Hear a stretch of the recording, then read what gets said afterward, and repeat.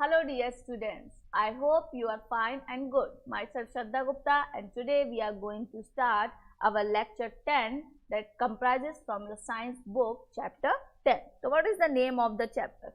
So first of all, seen in your screen you will find the name of the chapter. Chapter का नाम क्या है? Chapter का नाम है लाइट, साउंड एंड फोर्स. तो light, sound and force different things, लेकिन हमारी लाइफ से बहुत ही इंटरकनेक्टेड. जैसे कि लाइट, तो light help us to see objects around us. अगर रोशनी नहीं होती तो क्या आप चीजें देख लेंगे? मान लीजिए आपको एक डार्क रूम में बंद कर दिया जाए, तो क्या आप मुझसे कहा जाए जरा पेन ले आना, तो क्या आप जल्दी सर्च कर लेंगे? नहीं. लेकिन अगर उसी कमरे में लाइट जल रही हो, पेन रखा हो, तो आपको वो रखा पेन. तो ये किसने हेल्प करी? आपकी हेल्प करी लाइट ने. तो light help us to see object around us. The sun is the largest source of light और हीट ऑन द अर्थ. सबसे पहले सुबह उठती हो, तो सुबह उठते लाइट जला देते हो क्या? सबसे पहले सन निकलता है. सन ही आपको दिखाता है कि कहाँ आपके ट्रीज हैं, कहाँ प्लांट्स हैं, और सुबह हो रही है. तो क्या है? Sun is the largest source of light. अब कुछ पार्ट्स होते हैं लाइट में भी, कुछ ऑब्जेक्ट्स जो कि टू टाइप के होते हैं. एक तो लुमिनस ऑब्जेक्ट्स, दूसरा non luminous objects. Luminous object कौन से होते हैं? The candle, sun, bulb and lamps are object that give us light. तो object those give us light या those emits light are known as luminous objects, and objects which do not give light are known as non luminous objects. Shadow. अब what is shadow? अब light है, जैसे मैं खड़ी हूँ और मेरे फेस पे अगर बल्ब जल रहा है तो पीछे क्या पड़ेगी? शेडो. तो शेडो क्या मतलब हुआ? शेडो लाइट से ही आती. जब लाइट किसी चीज पर पड़ती है, किसी सॉलिड चीज पे, तो उसकी शेडो फॉल करती है. तो shadow is the dark image of something. When anything comes on a way of light, a shadow is formed.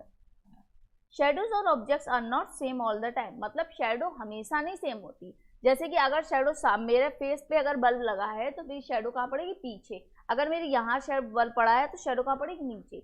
अब हर टाइम शेडो उतनी ही नहीं होती, जितने बड़े हम हैं उतनी ही शेडो पड़ेगी. नहीं, जैसे जैसे लाइट का ऑब्जेक्ट चेंज होता जाएगा, मीन्स लाइट कहाँ से आ रही है, वो आपकी शेडो की लेंथ को इंक्रीज और डिक्रीज कर देती है. जैसे sometimes they are smaller and sometimes they are bigger than actual size of the object. अब जैसे कि एग्जाम्पल देखते हैं. ये देखिए यहाँ पे एक डायग्राम बना है. Shade of a tree is actually its shadow.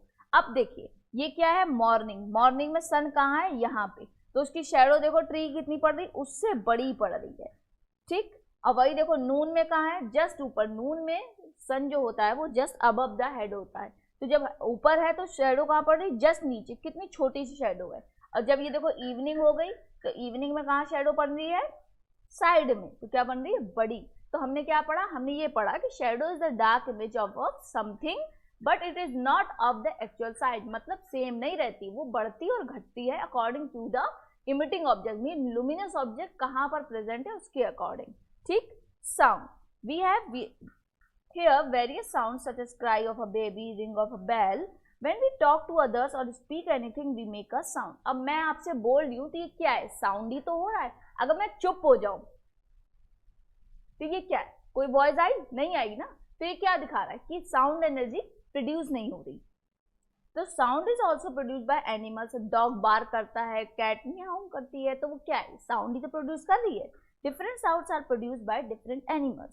Some sounds are soft. अब डॉग की बात कितनी कभी कभी दिक्कत देती है, हेडेक होने लगता है. क्यों? क्योंकि वो हार्ड बात है. और कैट की म्याऊ म्याऊ, तो ये क्या है? ये सॉफ्ट वॉइस है. सम साउंड्स आर लाउड, जैसे डॉग की बार्किंग.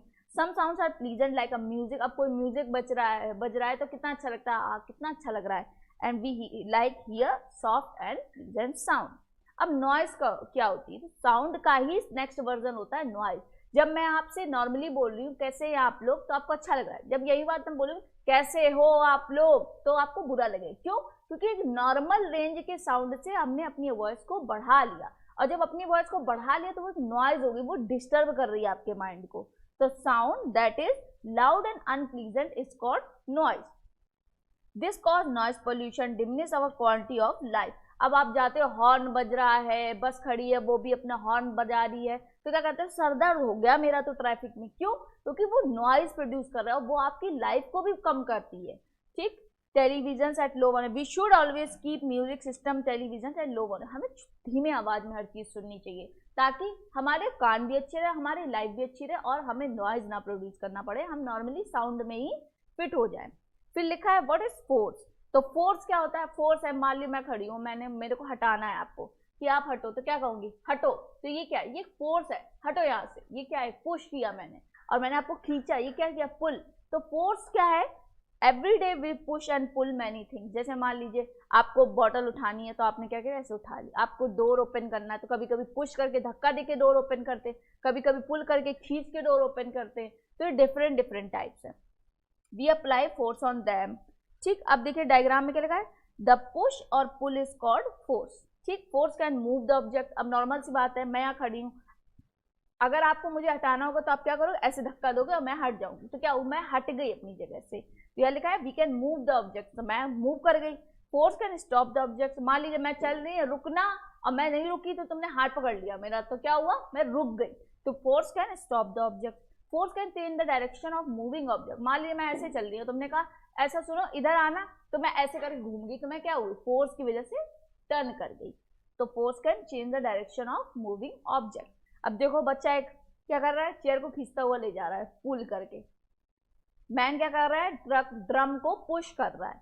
अब force can change the shape of anything, अब मान लीजिए मैंने फोर्स लगाया, मैंने बॉटल को क्रश कर दिया, तो मैंने उसको शेप खराब कर दिया, शेप भी चेंज कर दिया, तो किससे किया, फोर्स से। अब आता है फ्रिक्शन, तो friction is a special force that slows down movement. Friction क्या होता है, जैसे आप ब्रेक लगाते हो साइकिल में, तो क्या हो रहा है, फ्रिक्शन लग रहा है। Friction develops when two things come in the contract of each other. So when we push or pull any object, it moves, the force of friction less the force of push. मान लीजिए आप speed बढ़ाए पड़ो, cycle pedal लगा पड़ो, चलाए पड़ो और उसकी स्पीड बहुत है, एकदम ब्रेक मार दिया, तो फ्रिक्शन क्या है, स्पीड कम हो गई।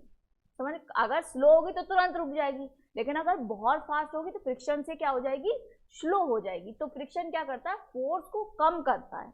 When it is high, we would not able to move then, but if there is no friction, we would not able to walk. अब जैसे हम लोग चल रहे हैं, अगर फ्रिक्शन नहीं होगा तो हम चल भी नहीं पाएंगे, क्योंकि हम लोग उड़ना शुरू कर देंगे, फ्रिक्शन की वजह से ही हम लोग चलते हैं। अब जैसे मान लीजिए थोड़े दिन बाद कोई चीज़ अगर आप यूज़ करते हो तो वो अजीब से घिस जाती है, वो खराब हो जाती है, तो खराब किसकी वजह से होती है, वो फ्रिक्शन की वजह से होती है। जैसे आपकी सैंडल है, न्यू होती है, कितनी अच्छी लगती है, लेकिन जैसे जैसे वो पुरानी होने लगती है तो उसका सोल कैसा डैमेज सा होने लगता है, वो फ्रिक्शन की वजह से, क्योंकि फ्रिक्शन आपके फ्लोर और सैंडल के बीच में होता है, और जब वो चलती है तो वो घिसता है, और घिसने की वजह से धीमे धीमे डैमेज हो जाती है।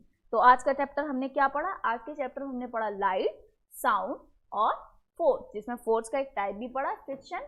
समझ में आया होगा चैप्टर, कोई प्रॉब्लम हो तो आप पूछ सकते हैं। तब तक के लिए bye bye, take care and meet you soon in my next video.